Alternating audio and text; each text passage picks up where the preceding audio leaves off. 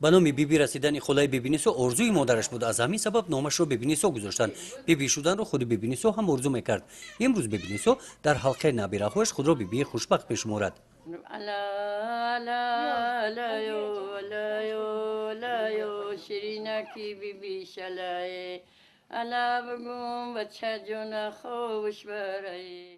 زحمت بیبی را بزرگان با استاد آموزگار برابر کردند. پایان گهواره باشد. استاد گهواره ساز جانی بابو نوشته است. گهواره را بیبی می جنباند. با خواندن سرودی اله و گفتن افسانه بیبینیسو نبیره‌هایش را کلان کرده است. من وقتی که یاش بودم بیبی نشیده بودم گودکورا میگفتم مرا بیبی بگینده من با بیبیگی برسم 100 بار شگر بیبی شدم بیبی کلان شدم همش در رسیدم حاضرم با قوتم در اینم کار جمعیتی در این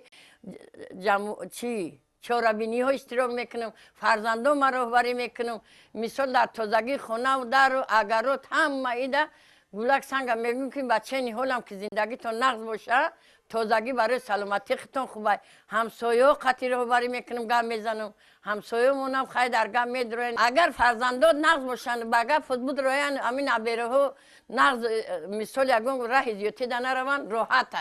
راحت همه شرمت عزت میکنن ایسو نواسم یا ایسو حواسم یا ایسو بچه‌کم یا همش نقضای که اینا دخترم کیلن دوران واسه دوره بچم کیلن دوران واسه دوره دمود دوره همش امروز مقصد رسیدگی ای برابر نگاه بینی نبیره ها موقع بیبی در خانه کلان است. با تازگی خانه حولی آشخانه استفاده قلانه زمین نزدیکی بیبی اهمیت جدی می‌دهد. فرزندان نبیره ها در گپ بیبی هستند. در وقتای اینا بکوریم من خدمت بکور استادن ده طاقتم نمیته خوی کاری خونه میکنم خوی گولگ میگیرم گولگ میجنبونم کار جمعیتی در اشتراک میکنم فرزندان همش میگم که بچم چی کاری که در می جمعیت هستی در کاری نه خواجگی قشلاق هستی در همی اشتراک کنین فعالانه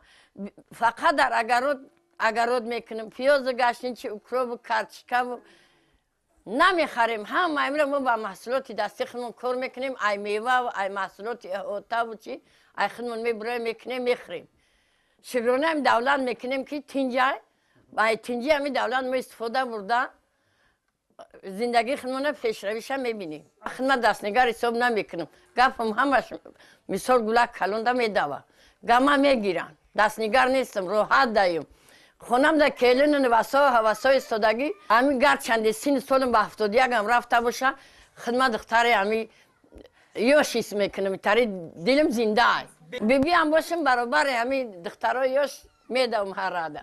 سازم بیبی شدن آرزوی هر یک مادر می باشد. پرسش تلویزیونی گذراننده ایم اوید این موضوع از اندیشه های ساکنان عبارت است. من وقتی که در سن 35 سالگی وقتی که من هایده اومد که دخترت بچه داشته حیثیتی بلند نمیدونم که خدمت خیلی حس کردم خیلی برای هر یک شخصی که مومه میشوه یک خیلی بزرگترین چیه که همین وقتی که مومه میشه یک حسیاتی بلند پیش رفت میگیره یک مسئولیتی چیه که مثلا هر کس هم لایق مومگی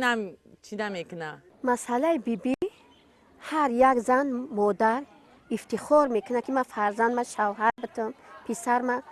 توی دامادی شبینم بیبیشم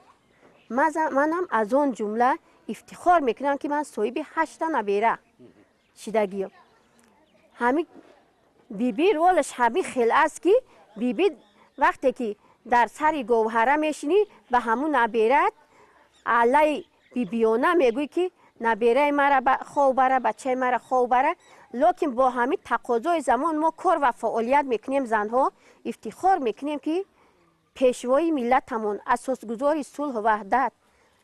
محترم جناب یالی امام علی رحمان زنها را اینقدر دستگیری کرده است اینقدر غمخواری بهر زنها که ما زنها افتخار از آن میکنیم که ما کار میکنیم من همچون راهبر هم کار میکنم با بیگاه در خونه رفته در سری گوهره نبیره هم بیشته علی بیبیانه میگویم بیبی شدن یک شرف است وقتی که یکم بار بیبی میشوی هیجان نمیدونی در کورتر نمیغنجی وقتی که یکم بار من بیبی شدم همین آواز کودک برآمد که من نمیدونم که گریه کنم قطاری کودک از شادی قریب که گریه کنم یکی یاش باشیم ما هم وقت جوان بودیم کو یکم بار مادر شدیم این خیلی هیجانی که در بیبی شوی است مادر شوی در نیست یا که شرمی جوانی است یا که نمیدونم ای کدام چی باشد آدم این خیلی که بیبی بودن در فکرای در سرت میاد که یک جا کم ترک اگر همون نبیرد افتد یا کلده خورد ایجاد گفتم میخیزی خرید دیلت میکفم اگه من شخصا من 8 تا نبیره دارم 3 تا دخترچه 5 تا پسر همین خیلی فخر میکنم که همین خیلی نبیره اون وقتی که میان شعر میگوین بیبی جانم میآید دل جانم میآید میگوین دل من با کفیده میوید من شخصا من همین قدر نبیره ما دوست میدارم که اگر همین کلینم کم ترک سخت گپ زنه نمیدونم چی گپ بگم کلین من باید که بیبی دائما دوستداری نبیره باشه نبیره را باید هم خیلی تربیه کنی که در عرفیت میگن که نبیره بعضا وقت سنی ماما میروه این نبین که من صنعتکارم خودم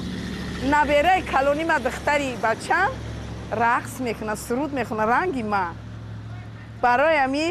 ماما بودن بسیار شرف است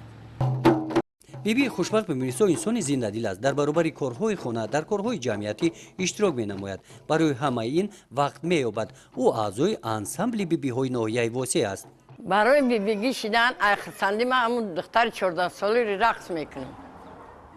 خیلی ما تری جوان حساب میکنم یگون موندگی من نمیدونم خیلی ما خوشبخت حساب میکنم مثال در چورابینیو میروم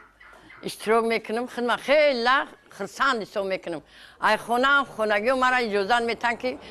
ایستادن زیق شدن مثال سلامتی تچ کردن و چه کجای میگم برخ تامی خرسند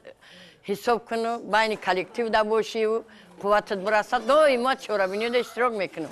انسامبل بیبی‌ها در ناحیه واسع نو تشکیل بودند با فوریه سال 2017 تشکیل یافته است رقص زیبای خولای بیبینیسو رو دیده او را به این انسامبل دعوت کردند این دعوت را او قبول کرد تشکیل انسامبل بیبی‌ها برای تربیت نسل نورس از اهمیت خالی نیست چورابینی‌های فرهنگی در ناحیه واسع اکنون با اشتراک انسامبل بیبی‌ها میگذرند اکی این قشلاق دوری و این همسایه دوری یا میگن که این ایوال کم سوره میری کار کده و قوت که عدد کده پیرم شده ایزونه میکشم کورا را اشتراک میکنه راست گم یک خیلی وقتا همسایه فنایی میرم توغرگی گپ